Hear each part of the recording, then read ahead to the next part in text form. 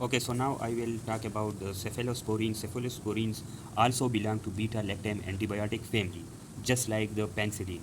Penicillin also belongs to beta-lactam family, and cephalosporin also. What is the mechanism of action of cephalosporins? So beta-lactam drugs. It is beta-lactam drug that inhibits cell wall synthesis. So, it inhibits the cell wall synthesis, and it is bactericidal. But unlike the penicillin, which is susceptible to penicillinases, it is less susceptible to penicillinases or beta-lactamase. Okay, so this is about the mechanism of action of cephalosporins. Now the clinical use. So the clinical use depends upon the generation of cephalosporins. So there are 5 generations. First generation cephalosporins, they include cefazolin, cephalexin, and it is used for gram-positive cocci, Proteus mirabilis, E. coli, Klebsiella pneumoniae. Okay, cefazolin, which is used prior to surgery to prevent staphylococcus wound infection. Okay, so these are the clinical uses of the first generation cephalosporins. Now the second generation cephalosporins, it includes cefaclar, cefaxotine, cefuroxime, and cefotitan, and it is used for gram-positive cocci.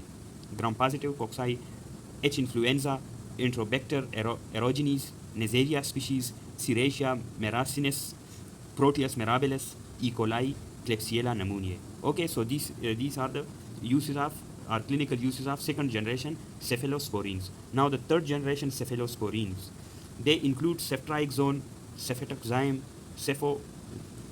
cefopotaxime, ceftazidime. Okay, so and it is used for serious gram-negative infections resistance to other beta-lactams. And about the third generation cephalosporin, that it can cross the blood-brain barrier.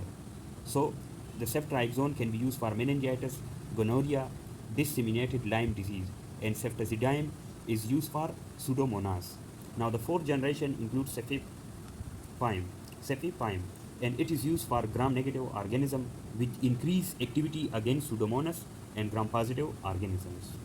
Now the fifth generation, which include ceftaroline, okay, and it is used for gram-positive, broad gram-positive and gram-negative organism coverage.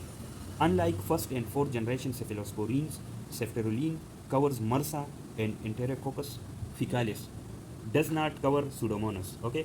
Now, the adverse effects of this cephalosporins include the hypersensitivity reactions, autoimmune hemolytic anemia, disulfiram-like reaction, vitamin K deficiency, low rate of cross reactivity even in penicillin allergic patient. Okay, low rate of cross reactivity even in penicillin allergic patient. So we can use it in penicillin allergic patient. Now the other side effects, and the last one is the increased nephrotoxicity of aminoglycosides. Okay. Now the mechanism of resistance for this cephalosporin is that it is inactivated by cephalosporinases, a type of beta-lactamase. This is one mechanism. The other mechanism is that the structural change in penicillin binding proteins can cause the resistance to cephalosporin. So this is the large family of cephalosporins, the beta-lactam antibiotics, and these are the antibiotics that is not covered by first to fourth generation cephalosporins.